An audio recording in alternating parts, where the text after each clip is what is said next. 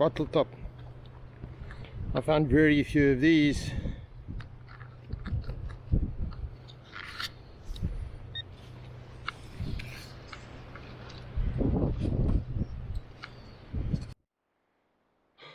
What an amazing afternoon.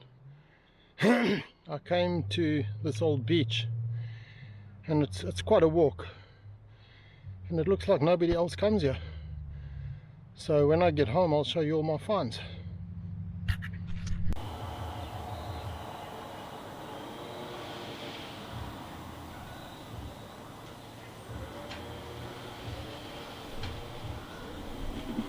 Oh, sorry about all the noise, but I live next to a marina and they're busy moving boats.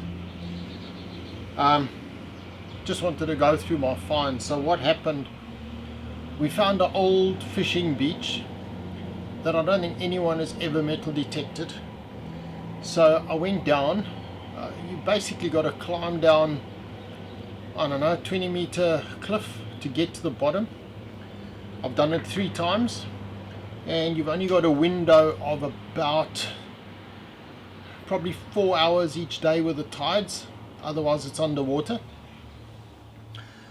So we went down, and the first day, the first thing I found as I got there was this. It's an old Parker pen. The refill says Parker, but the pen itself is corroded away, so that's finished. That was the first thing I found. And then of course you always expect to find rubbish. There was very, very little rubbish. In all my trips there was one fishing reel handle. There was this fitting from a tap. Yeah, I'd have no idea what that was doing on the beach. There was this piece of brass. Again, I'm not sure what it would be for and why it was on the beach.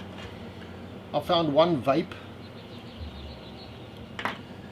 And then some interesting things. There was an old musket ball. I only found one musket ball.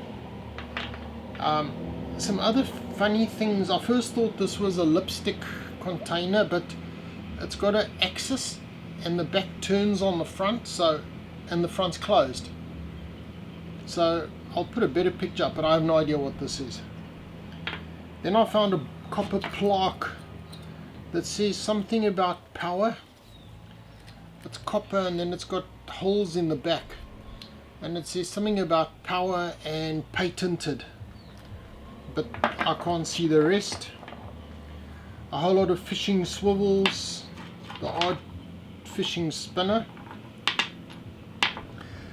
I found from a watch, on the watches where the strap goes onto the watch, you've got that little thing with the pins and the spring loaded. I found 2 of those. One is complete, one is quite badly corroded. I never found the watch. Then I found sinkers. As I say, no one had been there. I found 106 sinkers, and it worked out to almost 6 kilograms of lead. You'd be finding a sinker every half a meter. Some of them have different shapes to what I was expecting. Usually quite heavy, quite big. Don't even know how many ounces this one is, but it's quite big. Some people were just using bits of lead pipe. Some had made homemade sinkers. Here's just a piece of lead that's been folded and drilled. Not all the sinkers here, it's just too many. But lots of sinkers. It was 106 or 107 sinkers.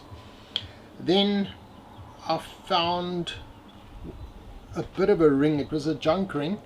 It's still got a little bit of a setting, but it's corroded and the rest of the ring is gone.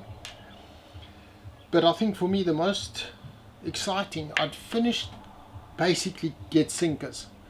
And then I was starting to walk along the bottom of the cliff, and I got a signal which is normally a coin, and I found basically well, with the exception of 3 coins, everything was in the same hole.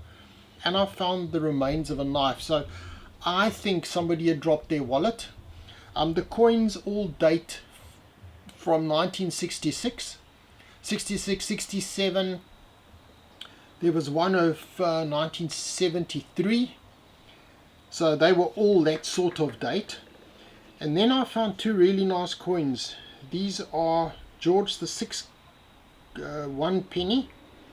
There's two of them. One is in reasonable condition, the other one's badly corroded, but they're both dated 1941. So those were probably the nicer finds. I then found one Australian $2. I found one New Zealand $2, and some other funny little things. This is a brass, it almost looks like something from a pulley, but it's brass and it's got a nylon bush. I have no idea, unless it's from a fishing reel. So, because I found parts from fishing reels that had corroded and obviously been dropped. Because if you get the tide wrong, you've got quite a long swim. And then you can get out, but it would be difficult. So, yeah, I was very pleased. As I said, I don't think anyone has metal detected there in the last, well, ever actually. On the top of the cliff, I think somebody has, because there were only rubbish signals. But yeah, also the access is difficult. So once you've climbed down the cliff, I don't think many people are going to do that. So yeah, they wouldn't think of things being at the bottom. But there's still, there's two small caves.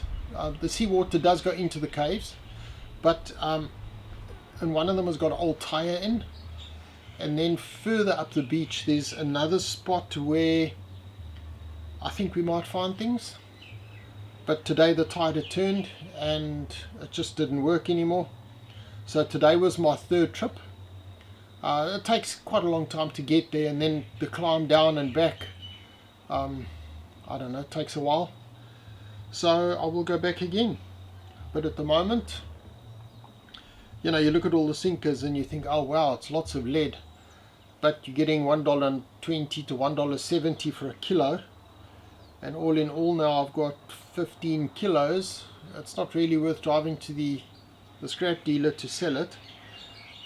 But I've got lots of sinkers. I've got a wooden box full of sinkers. So anyway, I hope you enjoyed the video. Probably aren't always going to have luck like this finding beaches that haven't been detected. But I will look for more difficult to find beaches and difficult to get to beaches. And I think, yeah, that's where we're going to find the things. And also I want to go back and look for the watch. Because if the watch strap came off, there's a good chance that the watch is there somewhere. It's black sand as well, so most people's detectors wouldn't work there. I'm now using a Nocta Macro Legend, and it works extremely well. The ground balancing on black sand is amazing. My wife was with me. She's got a Technetics machine, and she was struggling with the ground balancing. It just didn't like the black sand. So yeah, I'm going to try all the black sand beaches now. Thanks for watching. See you next time.